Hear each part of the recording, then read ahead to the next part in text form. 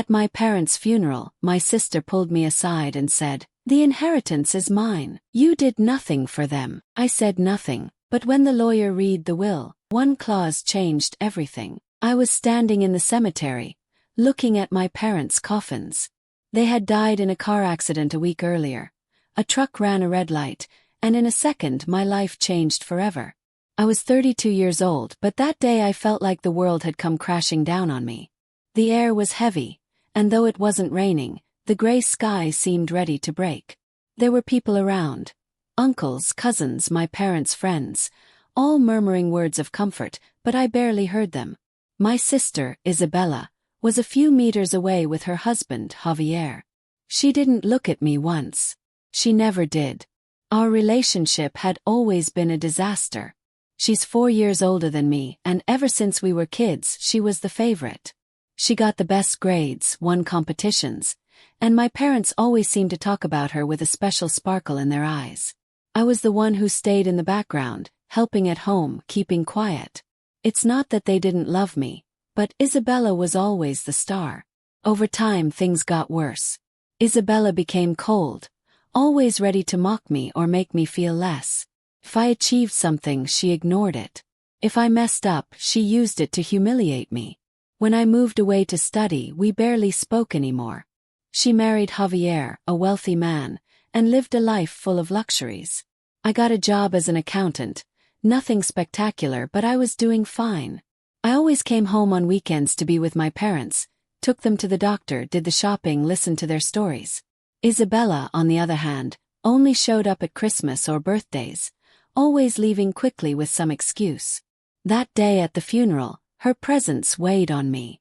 We hadn't spoken since the accident, just a few curt messages about the arrangements. I glanced at her while the priest spoke. She was dressed in black, wearing a hat that looked like it came from a movie. She didn't seem sad, not really. I, on the other hand, could barely hold myself together. My hands were shaking, and there was a lump in my throat. When the service ended, people started to leave. Some approached to offer condolences, but their words went in one ear and out the other. I was about to leave when Isabella grabbed my arm. "I need to talk to you," she said in a low, sharp voice. I nodded, though I knew it wouldn't be good. I followed her to a tree away from everyone else. Javier stayed behind talking to someone. We were alone. "What do you want?" I asked, crossing my arms. I didn't have the energy to fight, but with Isabella, things could always turn ugly. She looked at me like I was a nuisance, then let out a sigh. "The inheritance is mine," she said bluntly. "You did nothing for them. It all belongs to me." Her words left me breathless for a moment. I could have spoken, but I just stared, waiting for her to take it back. Her face was pure ice. "What are you talking about?" I said, my voice trembling. "Isabella, I was the one who was here, the one who took care of them. You didn't even visit." She cut me off, raising a hand. "Don't give me that. Mom and Dad always talked about me, about what I achieved. You were just there taking up space. The house, the money, it's all mine. It's that simple." I wanted to scream, to tell her I was the one there when Mom got sick, the one who took Dad to the garage. But I couldn't. Anger and pain paralyzed me. Isabella stepped closer, lowering her voice. "Don't make this difficult, Anna. Give up whatever they leave you and let me handle everything. It's for the best." I didn't say anything. I just looked at her, feeling something inside me break. Then I turned and walked away. I couldn't face her. Not then, not with my parents just buried. The following days were tough. I stayed at my parents' house, sorting through their things, answering condolence messages. Isabella didn't contact me again, but her words kept replaying in my head. I didn't want to fight over money. I didn't want my parents' memory to turn into a war. But I also wasn't going to let Isabella walk all over me again. A week later, my parents' lawyer, Mr. Marquez, called. He said he needed to see Isabella and me to read the will. The meeting was at his downtown office. I hung up with my stomach in knots, not knowing what to expect. On the day of the meeting, I arrived early and sat by a window. Isabella arrived late, as always, with Javier by her side. She didn't acknowledge me, just sat across the table. Marquez came in with a folder. He was an older man with thick glasses and a calm voice. "Thank you for coming," he said, opening the folder. "Today we'll read your parents' will. Everything is legal and in order." Isabella leaned forward, as if trying to read the papers before anyone else. I didn't know what to expect, but Marquez's tone made me nervous. He started reading, talking about small things at first. Some keepsakes Mom wanted to leave to relatives, a donation Dad wanted to make. Then he got to the important part. The house, the savings, everything they left behind. But before continuing, Marquez looked up. "There's a special clause," he said. "Your parents left a letter. I'd like you to listen carefully." Isabella frowned, and my heart raced. Marquez pulled out a handwritten page and began to read. "To our daughters, Isabella and Anna," he said. "There's something we never told you. Anna, you are not our biological daughter. Many years ago, your mother had an affair with another man. You were the result. But from the moment you arrived, we loved you as our own. There was never a difference for us." The silence hit like a blow. I couldn't breathe. I looked at Isabella and saw a smile on her face. She was happy, as if she finally had a reason to hate me more. But Marquez wasn't done. "However," he continued, "we've decided to leave everything to Anna. She was always there for us. Isabella, you chose your path and we respect that, but Anna was the one who cared for us, who gave us her time and love. We leave everything to her and trust she'll make the right decisions." Isabella's smile vanished. Her face turned red and she clenched her fists. "This is ridiculous," she shouted, almost jumping from her chair. "I'm their real daughter. This isn't fair." Marquez looked at her calmly. "The will is clear and legally binding," he said. "Your parents were very specific. Everything is in order." Isabella stood, shaking with rage. "This isn't over," she said, glaring at me with hatred. "I'll fight this, Anna. You won't get anything." She stormed out of the office with Javier trailing behind. I sat there stunned. I wasn't their daughter, but they left everything to me. And now Isabella was going to make my life impossible. Mr. Marquez looked at me with a mix of calm and concern. He closed the folder and took off his glasses. "Anna, I know this is a lot," he said softly. "If you need to talk or have questions, I'm here." I mumbled a thank you and left. The fresh air outside hit me, but it didn't clear anything up. I got in my car and stared at the steering wheel, as if it could give me some clue. I wasn't their daughter. I always felt different from Isabella, but I never imagined something like this. I thought of Mom's hugs, Dad telling me stories from his youth. I never felt like I wasn't theirs. But knowing Mom had an affair, that I was the result, it broke me. And then there was the will. They left me everything, the house, the savings, even Dad's old car. Not because of blood, but because I was there. That's what drove Isabella crazy. She always wanted to be the only one, the best. And now I had what she thought was hers. That night in my parents' house, everything was silent. I sat on the couch, looking at photos on the wall. Mom and Dad on a trip, Isabella and me as kids pretending to get along. My phone buzzed with a message from my friend Laura. "Are you okay? I know today was the reading. Call me if you want to talk." I wanted to write back, but I didn't have the strength. I stared at the ceiling, thinking about what to do. I knew Isabella wouldn't stop. Her threat wasn't just an outburst. She had money, connections, and an ego that didn't accept losing. But I couldn't give in. It wasn't just about the inheritance. It was about my parents, about what they wanted. The following days were a whirlwind. I had to sign papers, meet with Marquez, and deal with the feeling that Isabella was plotting something. She didn't contact me, but a cousin told me she was talking to lawyers, claiming the will was a sham. Every time I heard her name, I felt a mix of fear and anger. But there was also something new, a desire to face her. One morning, while going through documents in the kitchen, the doorbell rang. It was a delivery with a certified letter. I opened it and saw the letterhead of an expensive law firm.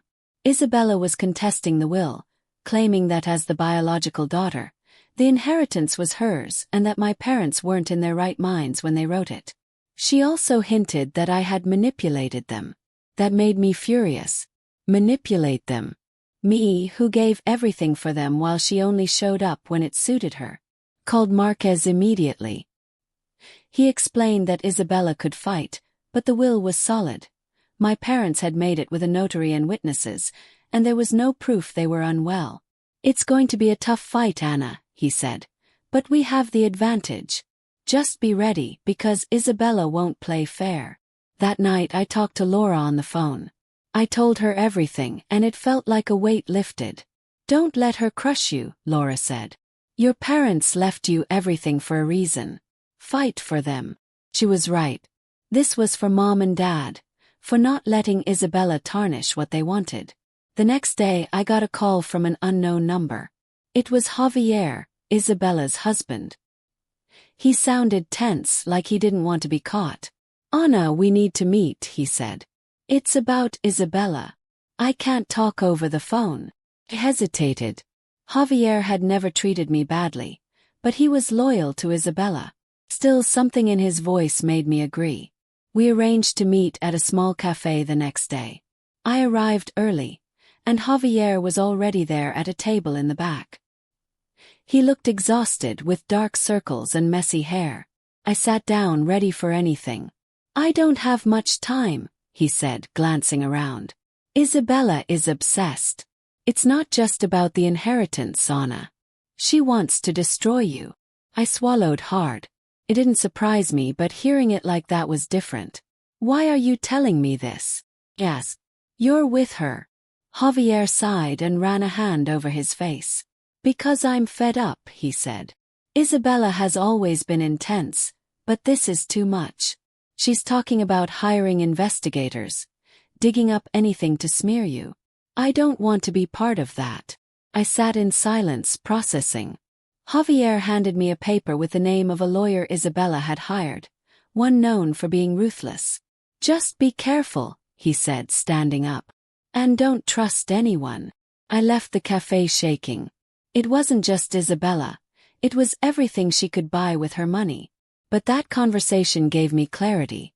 If she was going to play dirty, I had to be smarter. I went straight to Marquez's office and told him about Javier. He wasn't surprised.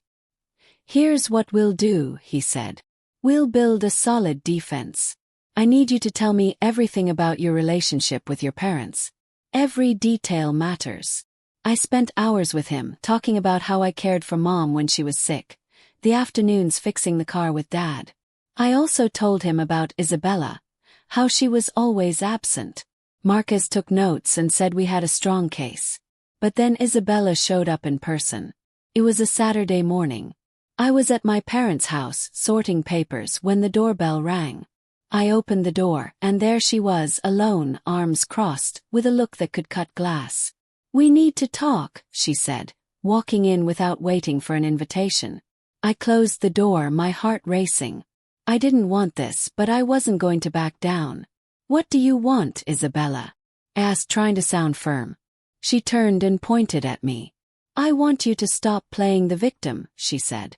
This isn't fair, Anna. I'm their real daughter and you're nobody. Give up the inheritance now, or I swear I'll destroy you. Her words hurt, but they also fueled my anger. For the first time I didn't stay quiet. Destroy me, I said, stepping toward her. I was the one who was here, Isabella. The one who took care of Mom, who listened to Dad. Where were you? At your parties, with your perfect life. You have no right to anything. Her face turned red, and for a moment I thought she'd scream. But instead she laughed, a cold laugh that gave me chills. You think because you played the perfect daughter you'll win, she said. I have lawyers, Anna. I have resources. And when I'm done with you, you won't have a cent. Do what you want, I replied, surprised by my own calm. But I'm not giving in. Mom and Dad wanted me to have this, and I'll fight for them. Isabella glared at me like she wanted to tear me apart, then turned and stormed out, slamming the door. I was shaking, but I also felt something new, strength. For the first time I had stood up to her. After that, things got more intense. Isabella filed a formal lawsuit, and Marquez warned me she was playing all her cards. One morning he called me for an urgent meeting. When I arrived, his expression was serious. "Isabella says she has letters from your mother," he said. "Supposedly, they prove you manipulated her to change the will." My stomach sank. Letters. Marquez showed me copies. They were pages that looked like Mom's handwriting, saying I pressured her to give me everything. The handwriting was similar, but the words didn't sound like her. "This is fake," I said, my voice trembling. "Mom would never write like this." "I believe you," Marquez said. "We'll request a handwriting analysis, but it'll take time." I left the office feeling like the ground was shifting. Isabella was willing to forge evidence. But in the midst of the fear, I felt a spark of anger. I wasn't going to let her win. That night, I decided to search my parents' house. I went through drawers, boxes, anything that could help. In Mom's room, I found an old box under the bed. Inside was a notebook, a diary I'd never seen. I opened it carefully, feeling like I was stepping into something private. The pages were filled with her thoughts, her days, her fears. And then I found an entry that changed everything. It was from 3 years ago. Mom wrote about me, how she was grateful I was always there. She mentioned Isabella, saying she loved her but was hurt by her distance.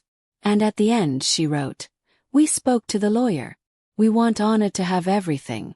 She's our daughter, even if not by blood. We trust her." Tears filled my eyes. It wasn't just proof.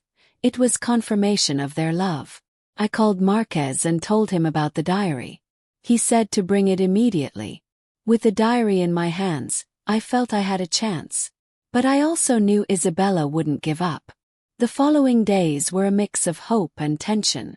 Marquez sent the diary to a handwriting expert for authentication, and while we waited for results, Isabella intensified her attack. Her lawyers flooded Marquez's office with letters, questioning every detail of the will, demanding meetings, and presenting new arguments. It was like they wanted to wear me down, make me give up from sheer exhaustion. But every time I opened the diary and read Mom's words, I found the strength to keep going. This wasn't just about the inheritance, it was about my parents, about what they wanted for me. One morning, while going through papers at the house, Marquez called. His voice had a hint of excitement I hadn't heard before. "Anna, we have the results," he said. "The diary is authentic, and the letters Isabella submitted are fake." The expert found clear differences in the handwriting. This is a major blow to her case. I felt the air return to my lungs.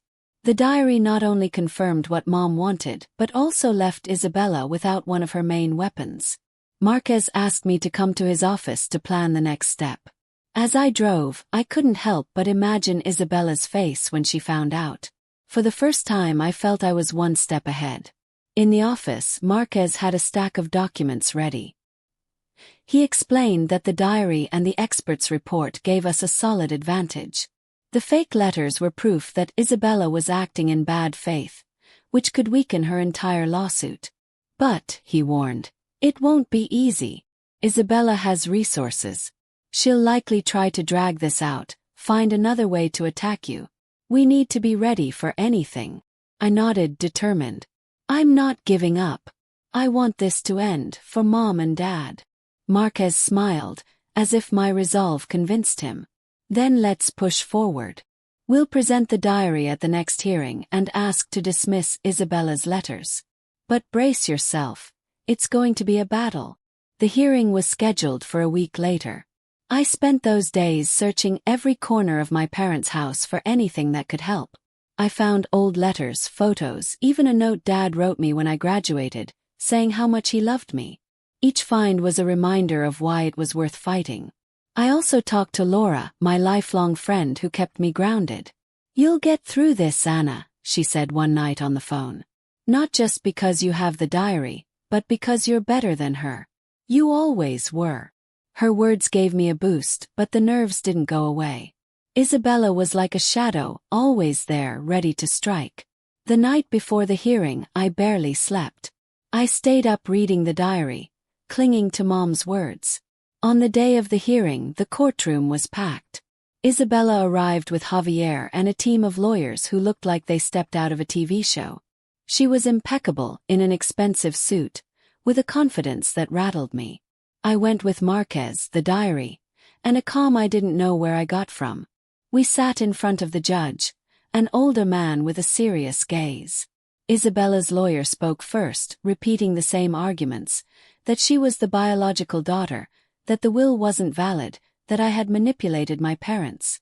When he brought out the fake letters, I felt a spark of anger. But Marquez was ready. He stood and presented the diary, explaining it had been authenticated by an expert.